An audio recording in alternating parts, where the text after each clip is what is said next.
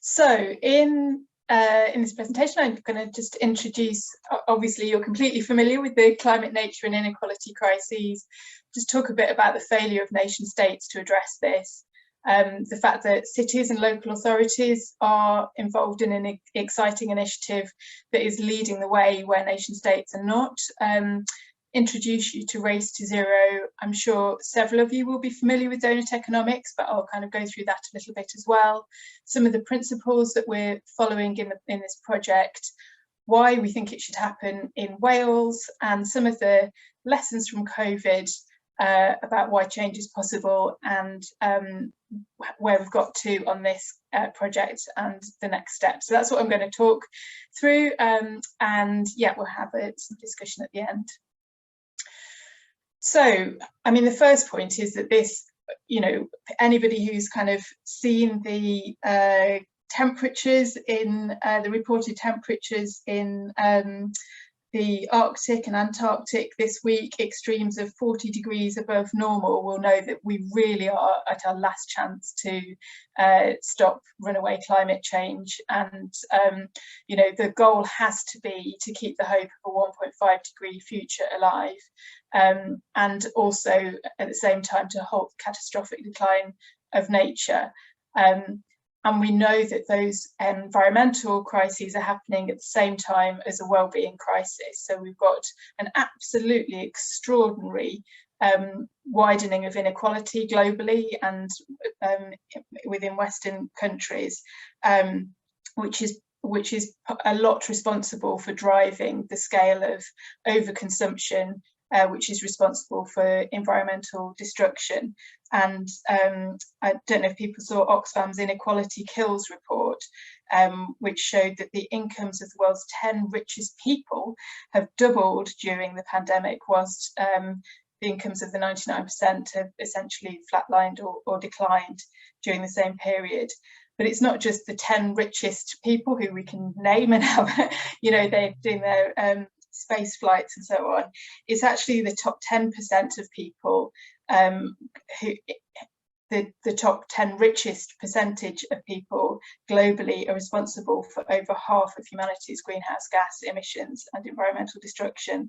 And that's actually a much larger number of people. So that's 360 million people. And I think there's the idea that certainly that is pushed that you know, these problems are because there are too many people in the world, and you know, it's those people over in China and India that are causing all the problem. Well, actually, when you look at the data, it's very much about the link between wealth and overconsumption, and many people in this country fall into the category of being in the top 10% of wealth in the world, and it's anybody who earns over £40,000 a year. So that just gives a flavour of, you know, I think that we've got extreme and wide, you know, historically extreme wealth inequality. It's widening and it's responsible for driving environmental destruction. And part of what we need to see here is a green and just recovery from the COVID pandemic, and one that responds to these kind of multiple crises altogether. The next point is to say that nation states are categorically failing, and it sounds like Swansea CAN was set up around the last COP in Glasgow, and I think that completely exposed the failure of nation states to act. And we know that if all pledges were honoured, the Earth would be on track to 2.7 or 8 degrees warming, which you know, would be absolutely catastrophic. And there just is no nation state-led plan for a 1.5 degree future. The best thing that came out of the COP in Glasgow was a commitment that nation states would come back the following year, so this year, with improved, toughened NDCs, nationally determined contributions. And already the United States and Europe have said that they're not going to do that. So the glimmer of hope that came out of that COP, I think, has already ended. So we're in a pretty desperate situation. So in the context where nation states are not stepping up to the mark, what hope is there? And there is hope, because if you had a situation where nation states weren't acting, you would want every other non-state actor in the world to sign up to action to keep this hope of 1.5 degrees alive, to commit to absolutely extraordinary scale and speed of emissions reduction in order to make the progress, start the momentum, in order that hopefully at some future point nation states will follow in that slipstream. And actually that is happening, and it's not been getting a lot of media attention, but there's a lot of sort of exciting progress. So basically, Race to Zero is a global effort of non-state actors. It's a rally of climate leadership by non-state actors. It's backed by the UNFCCC, so the Global Climate Change Framework.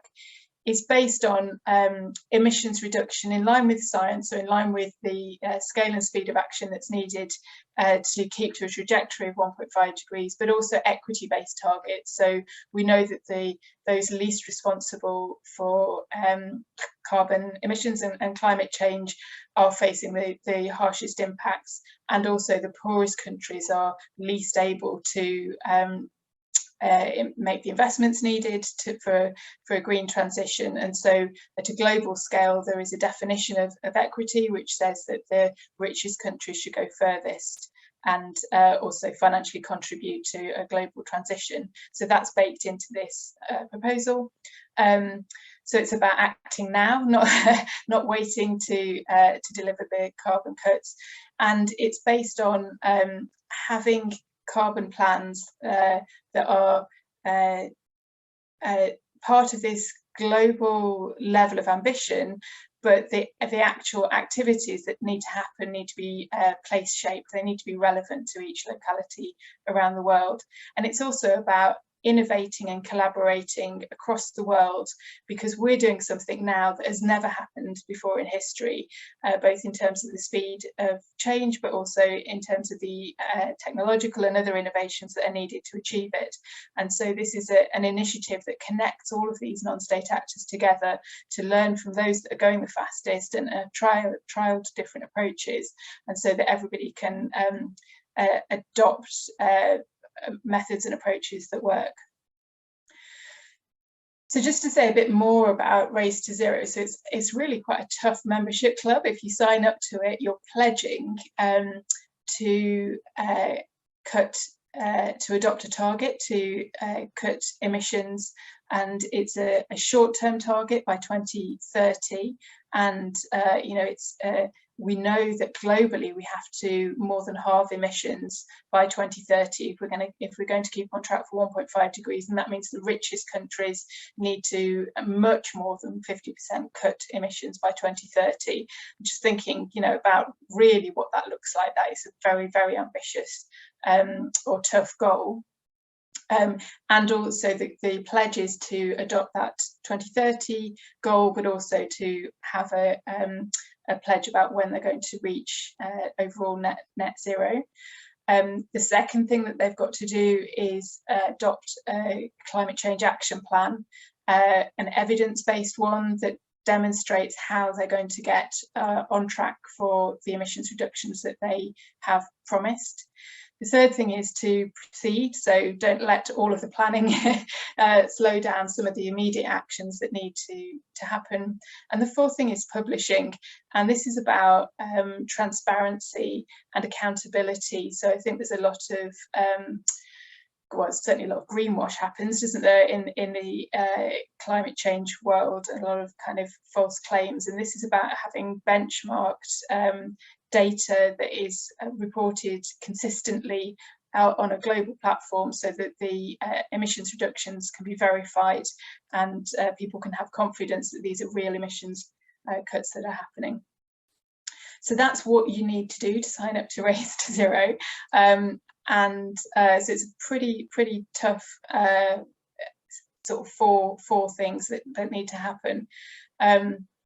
And why would any local authority, city around the world could sign up to something that was so demanding and tough?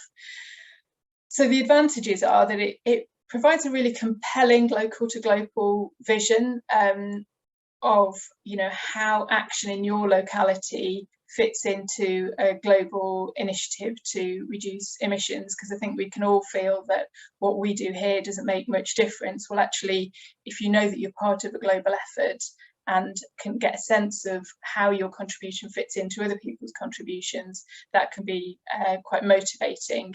And I think that's needed to motivate and engage public stakeholders, but also within local authorities. You know, we need to kind of win over active support. Signatories to Race to Zero get formal recognition of their effort by as part of the UNFCCC, which is kind of, you know, nice to feel that your efforts are understood and recognised. It's an approach, these kind of 4 steps that signatories have to take, sign up to. It's tried and tested now, and I'll come on to say who's already doing it. One of the benefits is that if everybody is using the same data metrics, they're using the same reporting platform, they're using the same even language about how emissions reduction need to happen, you're able to reduce some of the transaction costs that happen between different local authorities that can tend to be all trying to do all sorts of different things without any common ways of working between them. And I think it's quite hard for the stakeholders outside of local authorities to engage with councils if they're all doing different things. And we all know the really sort of basic example of lots of councils having different recycling schemes. It's a similar thing with climate action plans. So it also brings transparency and accountability, like I said, and the potential for increased collaboration between local authorities acting together and with those other stakeholders that need to be part of the delivery of action. So the race has already started. So there are over 1,000 cities and local authorities globally that have signed up to Race to Zero, and that was announced at COP26. So this is a really big initiative that's going on. This includes all of the biggest cities in the world, so the mega cities that have many millions of people. There's an organisation called C40, which is an organisation of all the megacities around the world, and part of the membership criteria of that is that you've got to have signed up to Race to Zero, and they're making a huge contribution to this. So all the megacities have signed up, but it's not just big cities that this is relevant to. All but one Danish municipalities, so they would be the equivalent of our local authorities here in Wales, signed up ahead of the COP in Glasgow. And 50 British local authorities have already signed up, but none from Wales yet. So these are the 50 in England and Scotland. So you can see that's a range of some of the big cities like London, but also some more rural local authorities there. And as I put in an earlier slide, this isn't just about local authorities signing up. There are businesses and universities and other organisations that have signed up to be part of this. And so I was really struck that almost 2/3 of Britain's biggest companies have signed up to this. So this is something that is really getting a lot of traction. So next slide. So this is about the Danish inspiration. This actually all came about because I was talking to the chief executive of Oxfam Cymru and also a kind of local campaigner in Crick Howell who's running a local food initiative, and they were telling me about Doughnut Economics and how they've been a really successful meeting in Wales during lockdown. I think over 800 people signed up to a meeting with Kate Rayworth about Doughnut Economics, and they really wanted every local authority to adopt a donut, and we'll come on to Doughnut Economics later, to have a kind of an approach to planning emissions reduction that included other environmental elements and social justice. But they were wondering how to take this forward. And I said, well, have you heard about what had happened in Denmark, where all but one Danish municipality signed up to this race to zero, and it's just really taken them on leaps and bounds in terms of how they are planning to respond to these crises locally. And that's how we kind of ended up putting the two ideas together. So in Denmark, they've really found that signing up to Race to Zero altogether, you know, there were front runners and then it snowballed, and they got to the point where, you know, nearly all of them signed up before the last COP. So they've really found that working together across Denmark leads to innovation and learning and developing Denmark-specific solutions to some of their common challenges. They've had efficiencies of working across Denmark. Are they able to attract inward investment, to kind of work with stakeholders more efficiently? They've been able to develop public communications that build trust and support in what the councils are doing, and they've been able to kind of raise political awareness of the needs and opportunities across all of the sector. So their advice to everyone else is to be brave, to seek partnerships with similar municipalities, and to be inclusive. And I think that's just a really great way that they've moved forward on that, and it was our inspiration for trying to see if we can do it here in Wales. So on to Doughnut Economics. I'm sure many of you will be familiar with Doughnut Economics, but it's this idea that we should all be living within the Earth's natural boundaries, the carrying capacity. So it's not just climate that's the issue, it's you know, resilient nature, it's having clean drinking water, it's things like the phosphate cycle and healthy soils and so on. And we know that in the way that we're exceeding the kind of planetary boundary on climate, we're also exceeding it on many of these other natural boundaries, and we need to retrench and get back so that we can live in balance and in harmony with the Earth.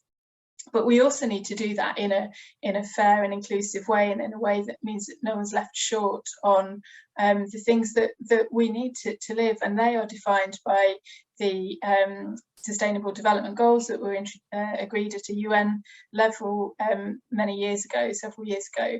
And they're things like making sure everybody has access to food and accommodation and clean drinking water, but more than that, education and a political voice, and making sure that, you know, that there's equality for women and so on. And so Kate Rayworth, a brilliant economist whose background was from Oxfam, came up with this idea of Doughnut Economics, where if you look at the diagram, the outer ring of the donut is described by the Earth's natural boundaries, and it was the Stockholm Environment Institute that identified 9 boundaries that we mustn't exceed. And then the inner ring of the donut is the kind of baseline that we don't want anyone to fall below in terms of kind of social and material well-being for people. And if we live within those 2 parameters, then we can all live happy and successful lives and not extinguish our life support system on Earth. So it's very much a framework that's been gaining traction and momentum, and in 2020 Oxfam Cymru looked at that donut and did a whole piece of analysis about where in Wales are we exceeding those boundaries, where are we damaging the environment, and where are people not having the right conditions to live a healthy and thriving life. And so that was a really great piece of research that Oxfam Cymru did, and now what we're looking at is, can every local authority adopt their own donut, have their own data analysis that shows, where in this locality are we really exceeding some of those natural and social boundaries, and then how can we have a route map to bridge from that situation to where we need to be, which is within the donut. And there's a Doughnut Economics Action Lab. DEAL is a kind of setup to support anyone to use Doughnut Economics. to do this kind of mapping piece of work, but to do it and developing action plans. But they've got a particular approach to it, which is about kind of deep community and stakeholder engagement to make sure that the plans that are developed are not just identikit ones, but they are specific to locations. And so what we're saying is that every local authority in Wales should adopt the Race to Zero as the kind of the climate upper limit of emissions that should happen in the local area. So that's the kind of the climate element of the Earth's natural boundaries, but that councils should also be considering all of these other elements and doing it in the round in a kind of very joined up, coherent way, so that we don't end up with a kind of skewed result. And so I was saying Doughnut Economics is really growing in traction. So this is a new map of cities around the world that have adopted the Doughnut and are developing it in a very practical way to shape place planning. You can see it's it's kind of very widespread around the world, and here we've got Glasgow, Leeds and Cornwall and Wiltshire, West Yorkshire, West Midlands, Rydale. So there's quite a few there in England, and so there's some kind of local good practice that we can build on. And what's not on this map is the Brecon Beacons National Park Authority, which has got a very good Doughnut that is still in development. So that's Doughnut around the world. So we wanted to look at kind of what are the principles that we would want local authorities in Wales to adopt whilst using these kind of two frameworks. And we think that the frameworks lend themselves very much to these principles. So it's about being led by the science and equity. So making sure the targets are kind of about a fair share of action. It's about environmental justice, so making sure that those most disadvantaged by the current system should really be the priority beneficiaries of a sustainable future, and also having a fair transition from those moving to high environmental impact jobs to a more sustainable economy. We think subsidiarity is really important, that decisions should be made closest to those most affected, rather than just a top-down approach. We need to be bottom-up as much, absolutely as much as top-down. There needs to be transparency and accountability, and there needs to be a lot of urgency, because this really is a race against time, and we know that winning slowly on climate and ecological breakdown actually means losing. So baked into these approaches are this idea of inclusive and collaborative processes for planning these action plans. And what cities have found that are, C40 is an organisation that supports cities to work on Race to Zero and Doughnut Economics. What they found is that the more community engagement, then the higher quality community engagement that happens, especially reaching out to those people who are often not consulted on what their places should look like. The better quality engagement, the kind of better outcomes for city plans. So the more robust they are in terms of meeting people's needs and kind of future-proofing how these places need to be designed to be fit for everybody's needs as well as the environment. And so there are support structures for cities and local authorities adopting these models that are designed to make sure that is part of the process and thinking. So I wanted to move on to kind of why here, why in Wales. Obviously it's because I live in Wales, and I'm like, right, I want to change it here. And my background is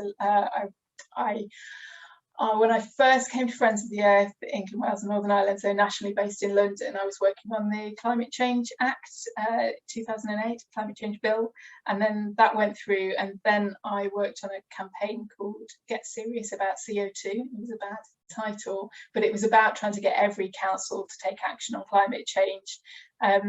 And it was a campaign essentially that was before its time, and there was a lot of resistance from councils around the UK. but also quite a lot of support. And at that time, we got 40 councils from around the UK, led by all the different political parties, to sign up to having local climate plans that had the sort of level of emissions reduction ambition that the science at the time said was needed. So we're many years on from that, and we're still in a situation where local authorities around the UK don't have consistent area-based climate change plans whose ambition is in line with the kind of science and equity, other than those 50 English and Scottish ones that were on the earlier slide that have signed up to Race to Zero. And there was a review in last year that was commissioned by the Welsh Local Government Association of Welsh local authorities to look at what climate action plans do they have, like what's the state of play. And it was a really interesting report, and it's very good that it was commissioned, and it basically showed that there's a very wide range of ambition, scope, and kind of lack of consistency across local authorities. So local authorities in Wales at the moment are only required to develop action plans around their own emissions. So you know, things like, you know, making sure their estate, the properties they own, are insulated, looking at their own travel and all that sort of thing. But they're not actually required to do that have a plan for the whole geographical area of the local authority, even though the Welsh Government has very clearly signalled that's what they want. They haven't actually required it. And so what we've got is a real mishmash of some local authorities have got area-based plans, some have got them about their own emissions. But what this report also uncovered, and the people who conducted the report had conversations with all of the 22 local authorities in Wales. It found that there was actually high and kind of growing engagement in this issue, and interest, and an appetite to do a lot more, but a lot of uncertainty about how they would go about it, and uncertainty about the resources that would be needed to achieve that. So that's the state of play in Wales. Essentially, very few councils have got the sort of action plan that we would want to see, but there is growing momentum behind the need to have them, and so there's a bit of an appetite to go further. And I think part of that momentum has been because of the activities of campaigners. So I know certainly Friends of the Earth Cymru has been leading a big campaign for councils to have climate action plans. I should have put actually on this slide an image of the Extinction Rebellion work in terms of trying to get councils to declare climate emergencies, which I think was incredibly valuable contribution, and really kind of brought to the forefront of political leaders of councils the fact that, you know, the public really want to see action, and it needs to be, you know, it is an emergency and it needs to be treated as such. So I think this pressure from civil society has really helped to galvanise this sense of a need for action within councils, as well as some, you know, individual councillors and so on, like getting it and understanding that they need to do, their council needs to do more. So the benefits for Wales of going down this route of adopting both Race to Zero and Doughnut Economics, I'd say are some, you know, much smoother collaboration between Welsh local authorities. You know, they could all be working as a big team together to, you know, solve problems, develop Wales-specific solutions, learn from each other in terms of what works best, developing economies of scale to attract investment, public engagement. I think there's a real opportunity here to tell a story about Wales, because actually, you know, Wales has gone ahead of many other countries. I think the Wellbeing of Future Generations Act is something to be really proud of. But what Wales is often criticised for is high ambition and kind of not sufficient delivery. And this would be a this would be it would be a process as well as a commitment. So you don't just sign up to this, you sign up to doing the work to deliver it. And I think that's a kind of really important part of it. And I think it would really aid in this idea, this concept of subsidiarity. So, you know, really good, and I can't stress enough how different it is to be in Wales with a Welsh government that kind of gets climate change and the environmental and social crises compared to the UK government. But nonetheless, I think we need to see that reflected in action across Wales in a much more consistent way. And this would, using local authorities as the vehicle to do that, would be a really big step forward in achieving that. So sort of last couple of points then, I think that, you know, I started off by saying about how nation states are failing, and there is this sense that how can, you know, this is just a desperate situation. It really is, and I think we're right to be scared. But I think that a couple of the lessons from COVID are that, you know, huge scale rapid action really is possible, and that public support can be mobilised for radical action, so long as it's clearly defined as there to protect people and their well-being. And I think a very strong case can be made for the action that is needed to respond to the climate and ecological emergency, being one that you know, we can only do this if we have a more equal, fairer world, and one that's actually going to benefit the majority of people. So I think there's hope from how we responded to COVID in terms of how we can respond to this emergency. So just to kind of say where we're at with this. So this is an idea that only really happened in November last year, but we've got quite a lot of momentum behind it. So I've had a really good conversation with Julie James, the Environment Minister of the Welsh Government, and she's kind of really keen on these ideas. Similarly, the Wellbeing of Future Generations Office, the Welsh Local Government Association, we're working really closely with. So they've been given a pot of money by the Welsh Government to support every council in Wales to have a climate action plan. But they were kind of looking for, like, how do we do that in a way that is in line with the science and provides the support that councils will need to really act quickly and in a consistent way. So they really like this idea. There's the Wellbeing Economy Alliance that we had a good discussion with. C40 is this organisation of the mega cities around the world. It's actually 100 or nearly 100 of the biggest cities around the world, and they provide a lot of resources that is designed not just for the mega cities, but also designed for local authorities of any size. And so we're in discussion with them, and they're very excited to be supporting Welsh councils to sign up to Race to Zero. Likewise, Deal, which is the organisation that supports the Doughnut Economics initiatives, we're in discussion with them, and they're also very excited about what we're doing. We've been in discussion with the Danes who have gone before us, and an organisation called DK 2020 that facilitated all the municipalities in Denmark. They're going to, we're in discussion with them, and they're going to come and speak.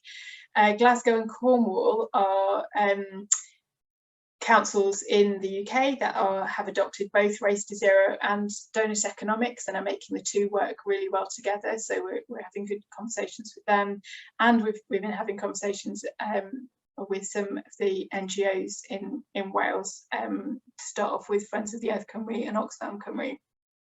So next steps for us, we really want to have conversations with Cardiff in particular council, because they do have an area-wide ambitious climate action plan, but we're also really keen to reach out to any other council that you can think of that you've got engagement with, and I think it was Pembrokeshire County Council was mentioned earlier, who could be kind of early adopters and potential champions of this.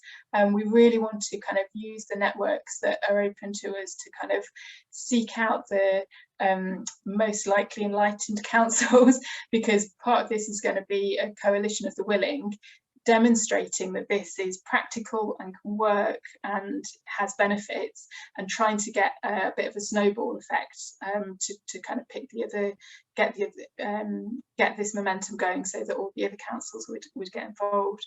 And we really want to have more conversations with NGOs and community groups, those that have got most experience with working with councils and helping us to develop like what would best practice look like in terms of the relationship between civil society and local authorities to make sure that this is genuinely kind of grassroots and bottom up as well as top down processes. So the next big step for us is that the Welsh Local Government Association are going to facilitate a meeting where they invite officers from every local authority in Wales to hear a presentation about these ideas and a proposal that they sign up. So that's going to happen at the end of April, and we're going to have speakers from Race to Zero, from Doughnut Economics. The Danes have agreed to speak, hopefully someone from Glasgow and Cornwall as well. So giving a sense that this is something that is already tested, you know, proof of concept has happened, and this is now about how, you know, how could Wales take the next steps, and hopefully that if we can get enough buy-in at officer level from local authorities, we then have discussions with more senior managers and then council leaders to try and kind of get the political leadership behind this as well. So this is a discussion at a stage where we've got some momentum, but it's still relatively early days, and I'm really interested to kind of hear from you, any of your experience about working with local authorities, or what you think, what do you think of this idea? Does it sound like it kind of would provide, because my hope is that if you've got the Welsh government being ambitious about, climate, environment, social justice, and you have every local authority with a serious plan about how this is going to work in their local area, that should make it easier to support the activities of civil society, NGOs, activist groups to kind of play their role. If you've got kind of interlocutors of at the council level that have a framework of action, it kind of hopefully should make the work of us easier, and give a sense of like what can we expect of every local authority, like what's their role and what's our role. And at the moment that's all really muddy and unclear, and that means there's a really a lack of democratic accountability, I think, to elected members about what their actions are. Like, we need to be able to hold them to account, but account to what? And this provides that framework of what we should be expecting of them in terms of this moment, this emergency.